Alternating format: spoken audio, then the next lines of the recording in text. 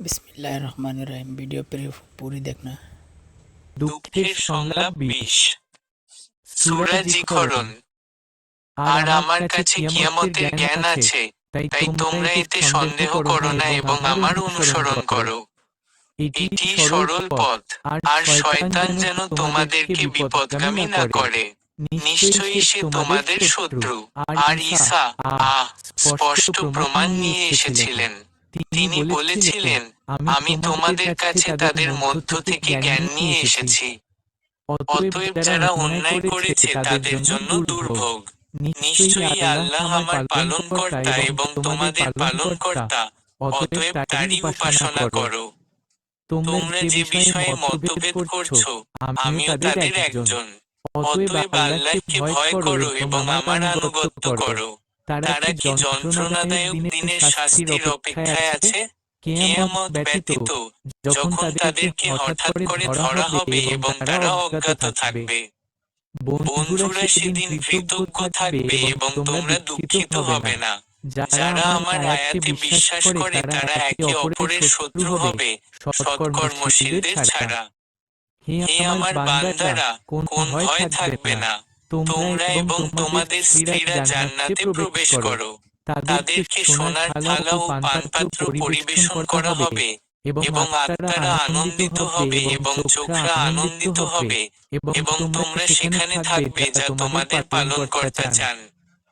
এবং তাদেরকে চিরস্থায়ী সুখের থালা পরিবেশন করা হবে। আর এটাই সেই জান্নাত যার উত্তরাধিকারী তোমরা হয়েছ, তোমাদের নিজেদের দান যন্ত্রণার বিনিময়ে। অতএব এখানে তোমাদের খাওয়ার জন্য প্রচুর ফলমূল রয়েছে। আমরা তাদেরকে এমন কোন নিদর্শন দেখাইনি যে এটি তার বোনের চেয়েও বড় ছিল। আর আমরা তাদেরকে পাকড়াও করেছিলাম যাতে তারা ফিরে আসে। তারা বলল, জাদুকর আসছে, আমাদের জন্য শাস্তি দেখো। তারপর তারা তাদের প্রতিশ্রুতি ভঙ্গ করল। ফেরাউন তার সম্প্রদায়কে ডেকে বলল, তোমরা কি দেখো না, নাকি আমি এই তুচ্ছ ব্যক্তির চেয়ে উত্তম নই? সে বলল, হে আমার সম্প্রদায়, মিশরের রাজ্য কি আমার নয়?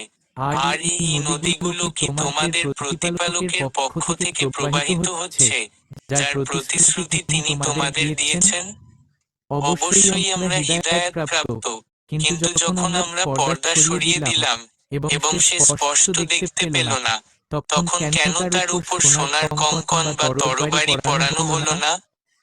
আমরা তাদের উপর প্রতিশোধ নিলাম এবং তাদের সবাইকে থামিয়ে দিলাম। তারপর আমরা তাকে সৃষ্টি করলাম এবং তারা তার আনুগত্য করল।